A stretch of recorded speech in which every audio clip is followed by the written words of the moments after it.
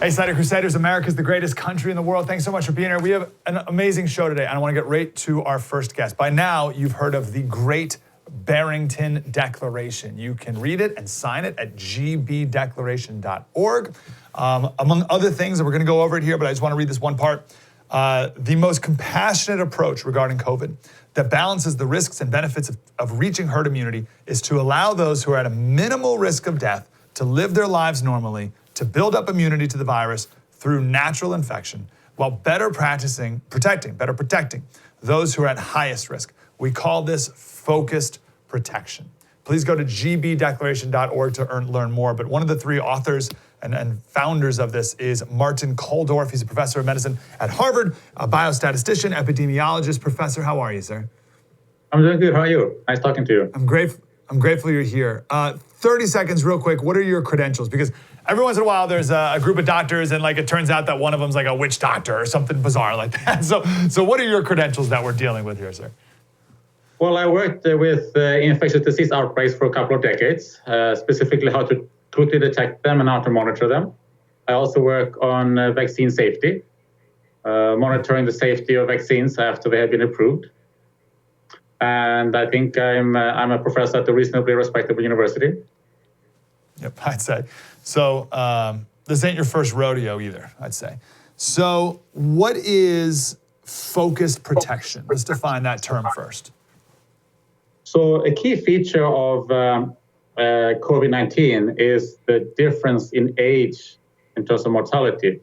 So anybody can be infected, but mortality risk is very different. And it's not like a twofold or fivefold or tenfold or even 100-fold difference in risk. There's more than 1,000-fold difference in the risk of mortality among the oldest versus the youngest. So if we want to minimize mortality during the whole during this pandemic, the key is we need to do a much better job protecting older people and other high-risk groups. At the same time, for children, this is less dangerous than the annual influenza. So, and there's a lot of collateral damage by closing schools and doing other lockdown measures. So children should go to school for in-person teaching, and young adults should be allowed to live their lives normally while we do more to protect older people and other high-risk groups.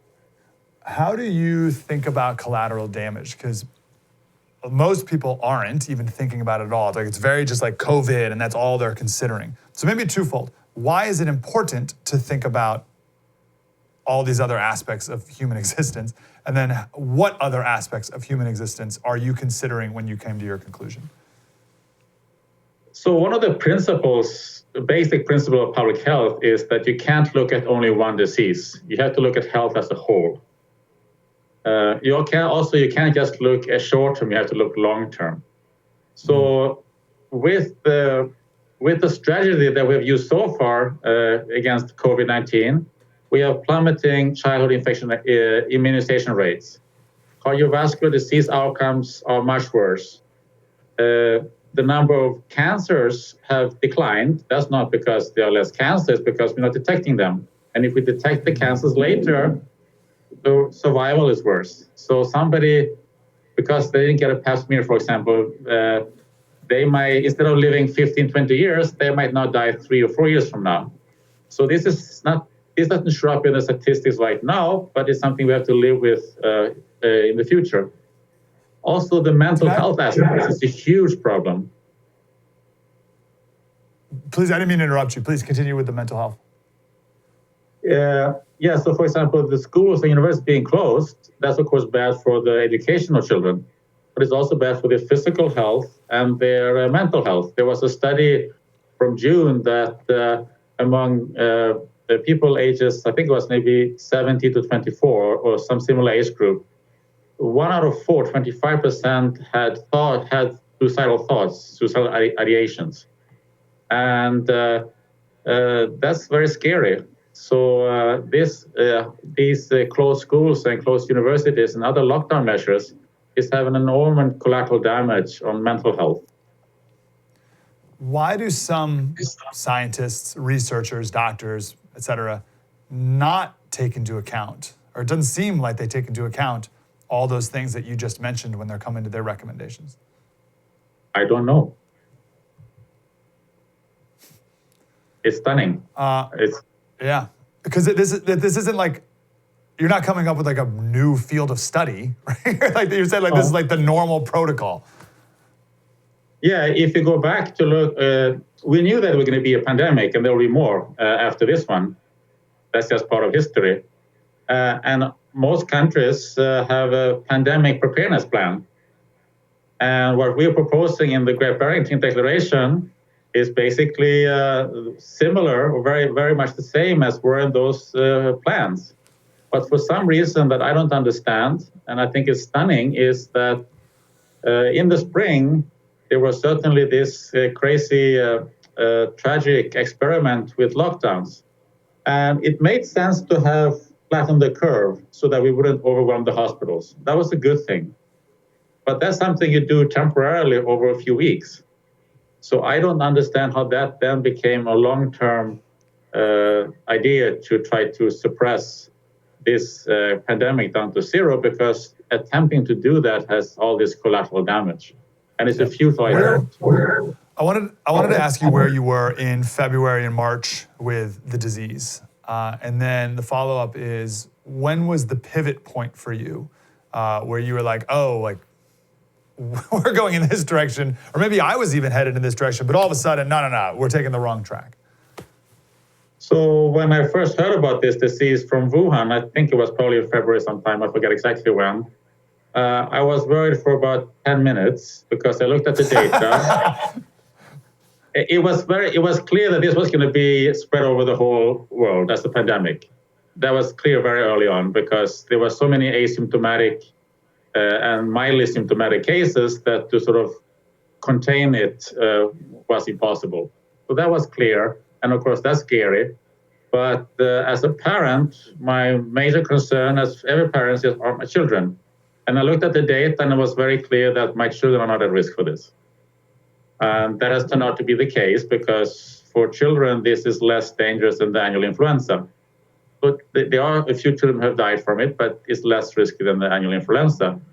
While, of course, for older people, it's more dangerous than the influenza. So there's an enormous gradient in mortality risk for children. So that was my first thing, that a relief that this is the bad pandemic, but it could have been much worse, because if it was like the 1918 flu, that hit young people much harder.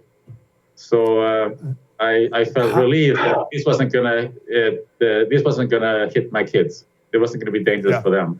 So you said that was like, please keep going. So in March, I didn't notice. Nobody has sort of pointed out this age gradient that I saw. So I tried to publish what is now in the declaration, saying that the key way to deal with this is to protect the high-risk elderly while letting kids go to school. And I tried to publish that in the U.S. media in March, and I was unsuccessful. Nobody wanted to publish it. So I put it on LinkedIn. I put it on LinkedIn so that at least they could be somewhere. At the same time, in my native Sweden, Sweden was heavily criticized internationally for keeping the schools open, for example. So they were under enormous pressure. So I did publish 3 op-eds in the major daily newspapers in my native Sweden to defend Sweden for keeping the schools open, etc. What do you make of human nature when it comes to everything you just described? When it came to like the fact that they wouldn't be published here, that the hysteria has gone on for so long, that outside opinions have been silenced, etc. What have you learned from that experience? Have you ever seen anything like it? I have not experienced that. I think it's stunning, and I don't understand it. I'm a simple scientist, and I think that's something for sociologists or journalists or people who study politics to try to figure out. From my perspective right now, the key priority is to deal with the pandemic. But once that's over, we're going to have to deal with this in the scientific community, because the way things has happened for obvious reasons, there's going to be a lot of distrust in science and scientists, and that's something that next time the American people see a model, right? People are going to be super skeptical of it. And as you said, for good reason. What's can you give us a brief overview on herd immunity? This is a thing. Everyone's an epidemiologist now, Professor, right? You've been doing it for decades and decades, but we're all epidemiologists now. We think we know what herd immunity means. What is it really? So there are a lot of misunderstanding about herd immunity. So first of all, herd immunity is a scientifically established phenomena that's been proven. So it exists, just like gravity in physics. So to discussing whether it exists or not is nonsensical from my point of view. It's something that we're going to reach sooner or later with whatever strategy we use with COVID-19. So therefore, it doesn't make sense to talk about a herd immunity strategy, because every strategy, whatever we do, is going to lead to herd immunity. Okay. That's like two airplane pilots up in the air discussing, should we use the gravity strategy to land the plane or not? Because no matter what they do, the plane is eventually going to hit the ground. And I would like them to focus on how to do it with minimum casualties. And I think that's what epidemiologists should do. We should focus on how do we reach the end of this pandemic with the minimum number of mortality. So that's one thing. The other thing is, what happens with herd immunity is that even if once a certain proportion of the population are immune, either because of natural infection or vaccine, the rest of the population is protected. They're not going to get the disease. So a disease will not go and infect 100% of the population. Depending on the disease, that proportion that will be infected is different. And we don't know what it is for COVID-19. It could be quite low, it could be higher, we don't know. And no respectable epidemiologist would say a number about that. But the key thing is then, since a certain proportion are going to be infected and a certain proportion will not be infected, the key strategy for minimizing mortality is to say, well, in the bucket of not infected, we want all the high-risk people. In the bucket of the infected, we want the low-risk people. And we know who the high-risk people are. That's the old. Primarily, that's the biggest risk factor, especially in the 70s and the 80s, but also people in the 60s at increased risk, while those below 50 at low risk. So we want to put as many of those into the non-infected group, while the younger adults should be in the infected group. That would be what minimizes mortality. So what we have to do is we have to do a much better job than we have done. And it's been a huge failure in many states, not all states, but in many states, protecting the elderly. I got one more question, Professor. We got about a minute, and I want everyone again to go to gbdeclaration.org. What has been the reaction now that there's like an audience for this now in the country since March? What's been the reaction from your colleagues at your university and others across the world? So among my colleagues who are infectious disease epidemiologists, since long back, the majority are in favor of focused protection, where we protect the high risk. So it's been very strange to then read the media who claims that there is scientific consensus for something else. Really? Now, it's not all of us, not all of the epidemiologists think so, but the majority of those that I talk to agree with this. Where's the pushback coming from in the scientific world? There are a lot of scientists outside of infectious disease epidemiology who have a very different view and who are very outspoken and very vocal, both in the media and on social media. Yep. Outside the field, which is the important part. Professor, I want to thank you for your courage. I don't know if when you got in this profession, you ever thought you would need to take a courageous public stance. Maybe you did, right? Because it's a public health issue, but I'm grateful you did it. Thank you, sir. Thank you. I appreciate it. gbdeclaration.org, and this Professor Koldorf from Harvard. gbdeclaration.org. Go and sign it and spread it, if big tech will let you. There is, it's amazing, stunning is the word the professor used, that there's still such a broad difference of opinion when it comes to COVID and what to do. But there's really not when it comes to gold. All of history, people have wanted gold. Right? It's not going anywhere, right? The desire for people to have gold. There's only so much of it. That's one thing, right? If you melted down all the gold ever, it's one tennis court, less than 10 meters high. That's it. That's all the gold there is. You can't print more of it like they're doing in the federal government with paper money. Just trillions there, a couple more trillions there, nonstop forever. Take on more debt. Can't go on like this. So for me, it's not only about diversifying, it's also preparing for the worst. Owning gold it's a thing that a prepared, prudent, wise person should have. It's like having food for an emergency or a fire extinguisher or flashlights. Inflation, $1 trillion stimulus packages, printing money, can't print more gold. So get some of it.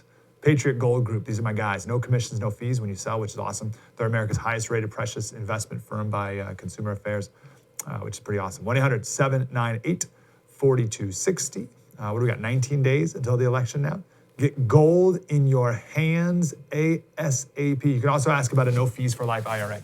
1-800-798-4260. It's Patriot Gold Group. Spread the word.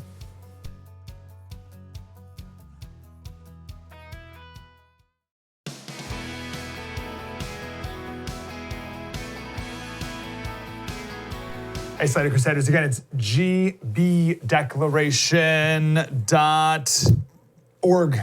You can sign that and spread that far and wide if the tech companies will allow you. So it's pretty obvious that these lockdowns are political, right? At this point. And now it's the official position of the WHO. And here's the question. Will Trump make this clear? Will Trump make this clear? That the WHO is saying that lockdowns should not be the primary control method against COVID. Is he going to make that clear tonight at the town hall? That these lockdowns are not worth the trade-off, and how it's crazy that Disney World is open in Florida, but Disneyland is shut down indefinitely here in California. I mean, think about this. The WHO is saying that lockdowns should not be the primary control method.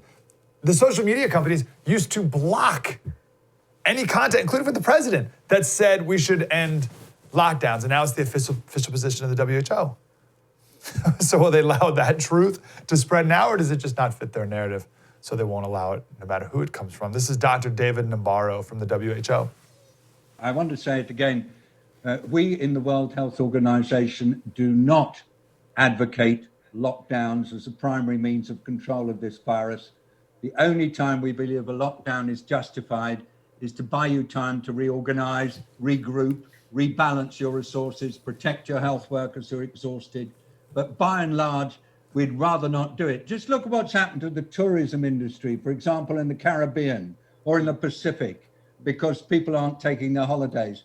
Look what's happened to smallholder farmers all over the world because their markets have got dented.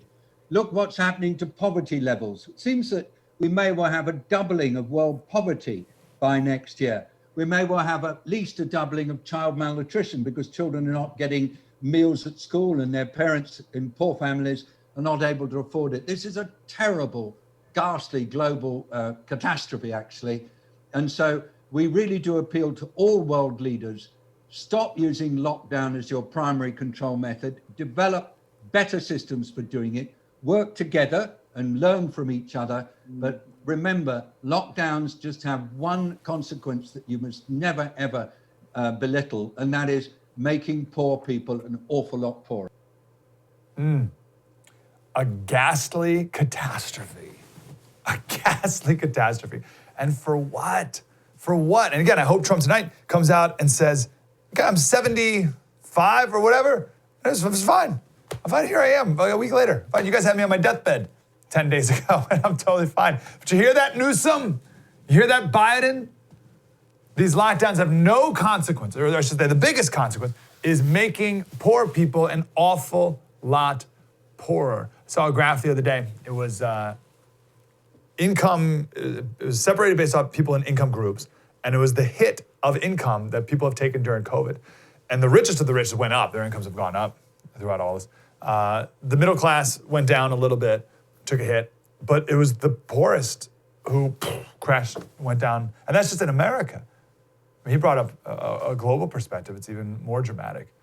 Lockdowns, oh, yeah, it's in the beginning, maybe 2 weeks to flatten the curve. I was all in. I get it. We didn't know what we were up against. We needed to reorganize and rebalance and regroup and protect healthcare workers and figure out what's going on. We did that. We have that. We're fine. Let's stop it already. Stop. Cut it out. And it's amazing, the groupthink. And we talked about this the other day. Not groupthink, the institutional power. We talked about the institutional power the other day with the Barrett hearings and the fact that within a few hours, Webster's dictionary changed the definition of preference. The institutional power to literally change a word within a few hours of Amy Barrett saying it so that the media and the Democrats could justify it as being an offensive term, sexual preference. Like, that's unbelievable amounts of power. And then, of course, the Biden story, the Hunter Biden, the New York Post, big tech censorship here. It's incredible power. And we've been seeing it with COVID these last few months, and that's why I'm so grateful for the Harvard professor and others. Because for months now, anytime an epidemiologist or some healthcare professional comes out and says, hey, we need to balance these lockdowns with sensible measures because we know more. Anytime anyone does that, they're pillared as unscientific. When Scott Atlas joined Trump's team from Harvard and says completely reasonable things, he did that interview with the Hoover Institute at Harvard, and it was deleted off YouTube. YouTube wouldn't even let them share it. A bunch of other Stanford doctors write a letter out against him. It's insane. And everyone knows it too. Like, everyone deep down knows it because, I mean, you saw, so the Lakers won the NBA Finals the other day, I guess. I didn't even know like it was like on, but huge crowd. We got goes to the Staples Center, huge crowd, no problem. Not a super spreader. Not a super spreader. And we know that Black Lives Matter, the whole thing. Very selective. The outrage and the concern. It's all political at this point. It's all. Here's how deeply political it's gotten. This is a Gallup poll. It may be hard to see the exact numbers here, but I'll just give you the gist here. So one of the first questions is, are you worried about getting COVID? And it's like 79% of Democrats, 25% of Republicans. Are you avoiding going to public places? 70% of Democrats, 35% of Republicans. Are you avoiding large crowds? 90% of Democrats, 50% of Republicans. Are you ready to return to normal activities? 4% of Democrats, 60% of Republicans. All right, that is a deeply political split. And arguably, it's the most important issue of the election. If you had to put, I think most people's votes are just like baked in. Like they already know, they've already known, they've decided years ago, like everyone knew who they were gonna vote for already. But if there's one issue that people needed to reach for to justify their vote, I think it's COVID. Do you think we should open up again? If so, you're voting Trump. Do you think we should be terrified of COVID still and forevermore? Then you're gonna go for Biden, even though I guarantee you if Biden wins, the whole thing will be over. Just so you know, I mean, this is the CDC's own study, COVID survival rates. If you're 0 to 19, it's 99.997% survival. If you're 20 to 49, it's 99.98% survival. If you're 50 to 69, it's 99.5% survival. If you're 70 and over, it's 94.6% survival. Me specifically, I'm a 36-year-old healthy male. I have a 99.9986% of survival if I get COVID. 99.9986% survival rate. When all 35 people in the White House who got COVID survive and are totally fine, will anyone notice? We'll see how Trump handles this tonight. Coming up next, Gad Saad. He's got a new book out. You're going to love him. True story. Mike Slater. Spread the word.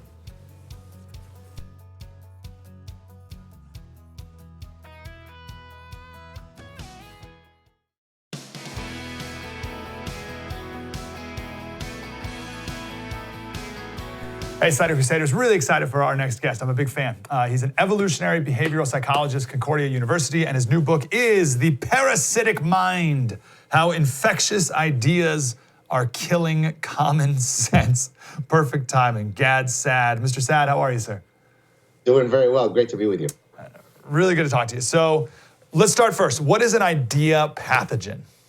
So I first look at the field of neuroparasitology. In neuroparasitology, you study how animals can be parasitized by actual brain worms. So the classic example would be Toxoplasma gondii is a parasite that when it infects the brains of mice, they lose their innate fears of cats. They actually become sexually attracted to the cat's urine, which is not a very good attraction to hold for a mouse.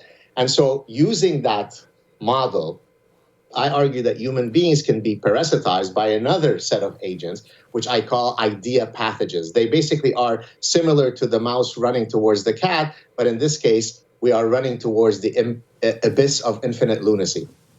Oh, that is such a such a disgusting and good analogy, Professor. Good night. Okay, what are some of these of the worst idea pathogens, and how do you talk about this without it just being a matter of opinion, sir? Right. So probably the granddaddy of all idea pathogens, although as you said, I discuss a whole bunch of these in the book, is postmodernism. Postmodernism basically says that there are no objective truths. We are completely shackled by subjectivity. We're completely shackled by our personal biases, which of course is a terrible idea, right? It's what I call intellectual terrorism, because scientists wake up every morning under the working assumption that there are regular phenomena that we can study, that there are, as an evolutionary psychologist, I study human universals. Well, postmodernism says absolutely not. There's no such thing as objective truth. I once had a conversation with a woman, and I discussed this in the book, where she was not, this is in 2002, she was not willing to accept that only women bear children, and she wasn't willing to concede that from the vantage point of anywhere on Earth, the sun rises in the east and sets in the west. As a matter of fact, she said, wow, I don't know what you mean by the sun. That which you call the sun, I call dancing hyena. To which I answered, well, the dancing hyena rises in the east and sets in the west. But a sense of the complete intellectual terrorism involved in postmodernism. Why have so many, well, smart people / professors / even scientists embraced postmodernism then? Because postmodernism and all of the other idea pathogens, militant feminism, cultural relativism, identity politics, and the rest of it, social constructivism, they all start off with a kernel of truth and with a noble cause. And so people who are progressive sign up. So example, militant feminism starts off as equity feminism. Equity feminism makes perfect sense. Men and women should be equal under the law. There shouldn't be institutionalized sexism anywhere. And so, of course, everybody should sign up for this. The problem then becomes when equity feminism becomes militant feminism, which basically argues that there are no biological differences between men and women. We are indistinguishable. All differences between men and women must be due to social construction. So it starts off as a reasonably noble idea, and then it decays into gibberish. Very good. I hear a lot of people these days, and even Joe Biden tweeted out the other day, I believe in science. You hear this a lot. What do we do with that, right? It's like that's like a moral crusade now, is believe the science and believe scientists, whatever. Like how are we not parasitically minded people to think of that? Right. So accusing you of being a science denier is sort of the new, you're a white supremacist, you're a Nazi, you're a transphobe, you're an Islamophobe. It's the latest way to end the conversation by arguing that if you don't support my position, you must be an anti-science quack. And in chapter 7 of the book, I talk about how to seek truth. So for example, if you think back of Charles Darwin, when he developed his theory of evolution, he didn't, collect data from 30 undergrads at Ohio State. Rather, he assiduously collected data from several decades, from endless fields, from geology, from paleontology, from animal husbandry, from biodiversity, from ecology, which when you put all this data together, it became unassailable that what he was saying was right. Well, I argue that we have to use this kind of epistemological tool in deciding what is science or isn't. If I want to prove to you that toys are not socially constructed, toy preferences, that little boys prefer certain toys and little girls prefer certain toys, not because their parents are sexist, but because there are biological reasons for that. How would I go about convincing you of that? Well, I could show you that kids who are too young to be socialized already exhibit those preferences. I could show you other animals, vervet monkeys and rhesus monkeys and chimpanzees, they exhibit the same sex-specific toys. So bit by bit, I could tie the epistemological noose around your neck, metaphorically speaking, to show you that science is on my side and you're a quack. So when someone says, believe the science, what do I say back? Well, it depends which issue. So, for example, if you were to ask me right now, hey, Professor Saad, tell me your opinion on the legalization of marijuana. Is it a good idea or not? Then I would answer with complete epistemic humility, well, you know what? I haven't yet built that network of evidence to be able to fully pronounce a position on that topic. So what I suggest that people do is they stop being cognitive misers, which is a fancy way of saying intellectually lazy, and instead do the homework to be able to honey badger defend your positions. The reason why I use honey badger, because the honey badger is an incredibly fierce animal. You can have 6 lions attack it and they will run away. It's the size of a small dog. Well, I argue that we should activate our inner honey badger, which basically means what? If you have principles that are truly well articulated and well reasoned, then you should be just as fierce as the honey badger. Don't be cowed into silence. Don't run away. Don't subcontract your voice on a few courageous people who are willing to take the hits for you. Everybody has a stake. Speak out. Wow. How did you growing up in Lebanon influence who you are today and what you just said? Thank you. Great question. That's exactly what I talk about in chapter 1. I argue basically that coming from a society that was defined by identity politics, right? In Lebanon, every single interaction is viewed through the prism of identity politics, specifically your religious tribalism. Are you of this religion or that religion? As a matter of fact, the constitution in Lebanon stipulates that the president has to be of this religion and the prime minister has to be of that religion. And so we had to flee Lebanon when I was 10 years old, going on 11, precisely because we are Lebanese Jews and it was no longer reasonable to be Jewish in Lebanon. So I come from the worst manifestation of identity politics, and yet with great angst in my heart, I see that now one of the 2 major parties in the United States is saying, yeah, sign me up for identity politics. That will really turn out well. We just the other day talked to Rod Dreher, who wrote Live Not by Lies. And the whole premise of the book is all these former people who lived in the Soviet Union who are seeing the exact same thing that you saw, particularly the silencing of people, but also business owners for a belief that they may have. Same thing in the Soviet Union, right? Exactly. In the book, I talk about Lysenkoism. Lysenkoism was a quack genetic theory that a scientist called Lysenko had developed. He went against all of the scientific evidence because that wasn't consistent with the Marxist view, and he developed his own quack theory of genetics that resulted in millions of people dying of famine. This is what happens when parasitic ideas infect, in this case, scientists. It never turns out well. What is OPS? OPS is an acronym for ostrich parasitic syndrome. Of course, the ostrich doesn't actually bury its head in the sand, but the metaphor has become very well known, which refers to basically me rejecting reality. And in this case, I'm rejecting reality because of these idea pathogens that are turning my brain into jello mush. So example, if a jihadist puts out a video saying, here are the 17 religious reasons why I'm about to blow up this particular place, and he lists the 17 religious reasons, then our nuanced progressive professors will say, no. The reason why he did this is because he wasn't exposed to enough art, because he was beard bullied, because there weren't enough solar panels. I'm not making these up, by the way. I'm not being facetious. I list in the book a wide range of these very, very nuanced thinkers, some of the reasons they come up with. So it didn't matter that Ahmad Hussein said that he did it because of his religion. The nuanced thinker from Wellesley knows better, and he thinks it's due to beard bullying. So this is what I mean by OPS. It's burying your head in the sand and going, la, la, la, I don't want to hear it. What are these, have you ever debated these postmodernists And when they say something like, well, we can't really know reality, it's, like, who are you to really say? And there's two different questions there, actually. It's can we even know reality? So what's your scientific stance on that? And then who are you to say? That's maybe even more of that's a different field, perhaps. But what do you take? What do you say about this? Look, what you just said is actually exactly what now is happening across universities, where the scientific method is just one of many ways of knowing.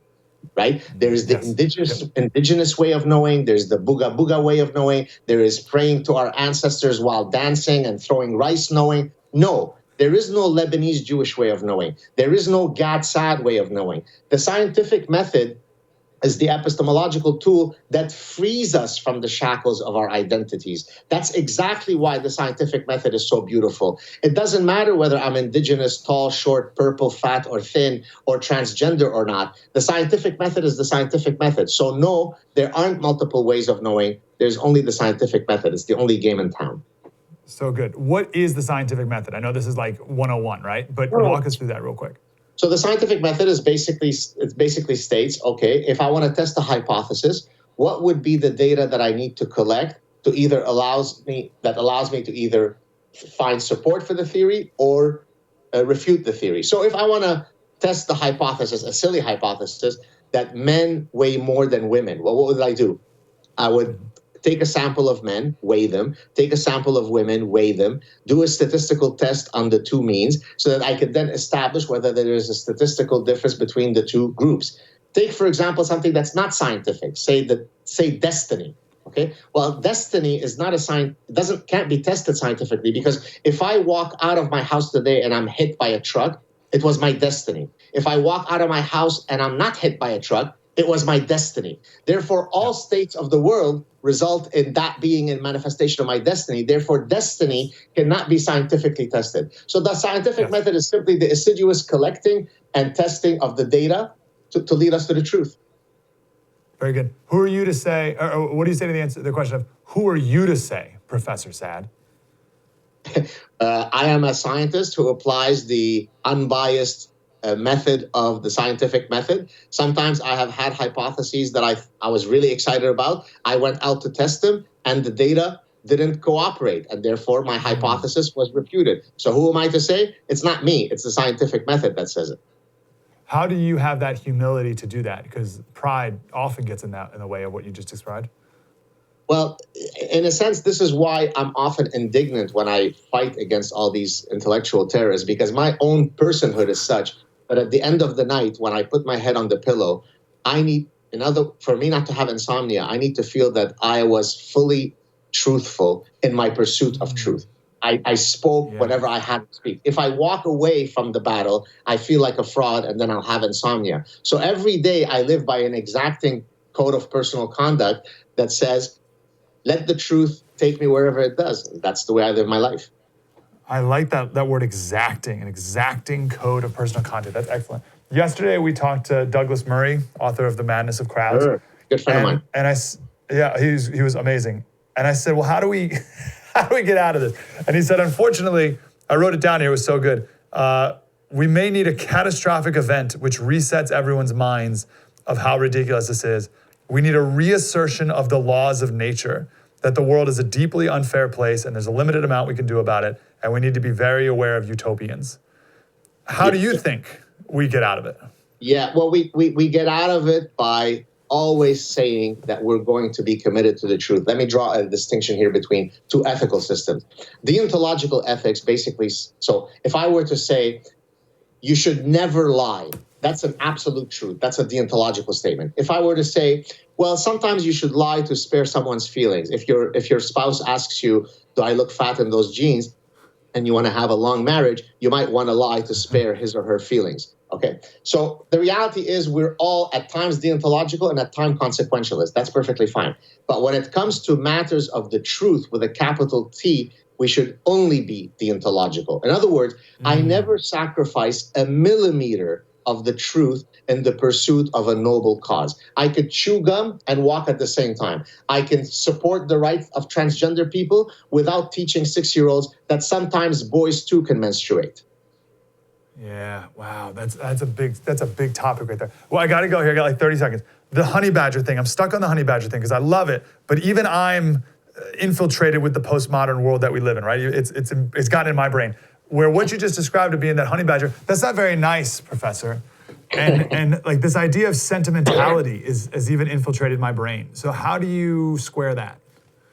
There's a time to be sentimental and there's a time to be brutally honest. So it depends on the context. When I am tucking my children to bed, I'm loving. If you attack me in an alley to rape my wife, I'm brutally violent. So you don't have to always be sentimental. You don't always have to be brazen. You have to apply the right system at the right time. Love it. All right, listen, if that hasn't motivated you to go get the book, what in the world? The Parasitic Mind, How Infectious Ideas Are Killing Common Sense. Professor, we just talked, we kicked off the show with the Harvard epidemiologist behind the Great Barrington Declaration. And I thanked him for his courage, which is such a weird thing. I bet he never thought as an epidemiologist, he'd be thanked for his courage. So I say the same to you, sir. Thank you for speaking up. Thank you. So good to be with you. Cheers. Appreciate you. We'll wrap up next. True story. Mike Slater, spread the word.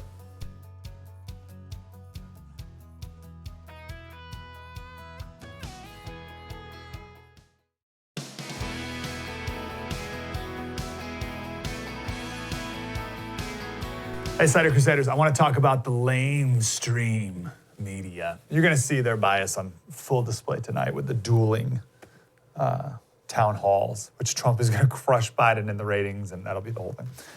I can't, think about this. George Stephanopoulos is hosting the ABC Biden one. He's Clinton's former press secretary. This is so insane.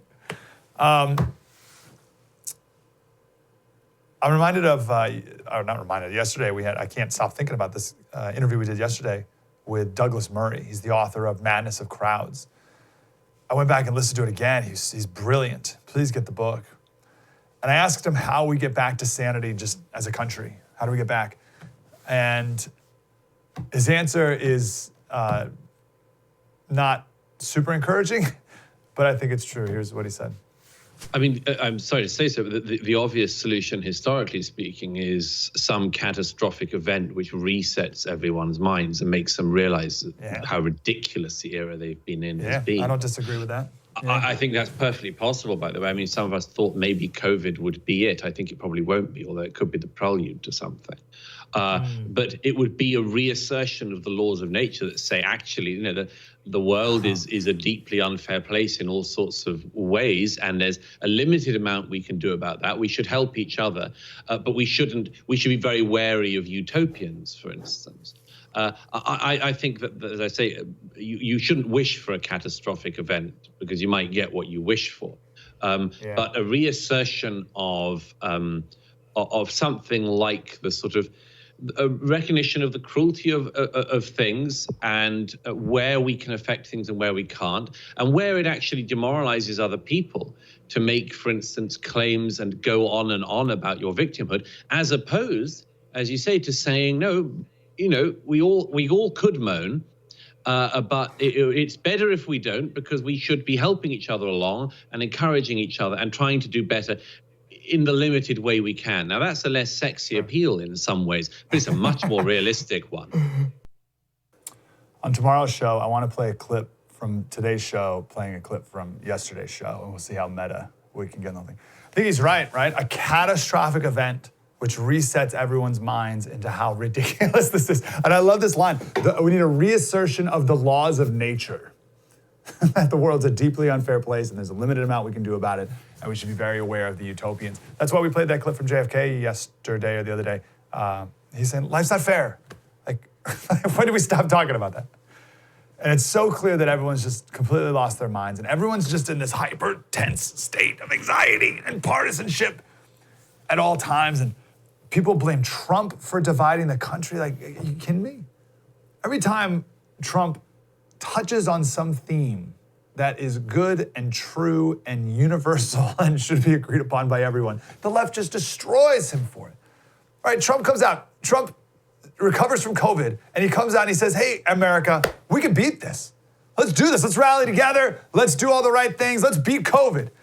And immediately, 200,000 deaths, blood on your hands, Mr. President. You're dancing on their graves. And it's the media that divides us. And it's so sad because it's completely unnecessary. It's been unnecessary for 4 years, it's unnecessary now. This is the best kind of imagery analogy I could think of. Imagine if in your marriage, right, you got your marriage, husband and wife, you're gonna have miscommunications about different things. It's normal, it's part of it. But imagine if there's a group of people outside your window who are constantly throwing grenades into your home. And this guy comes into your window and he says, hey, and she was really disrespectful right there.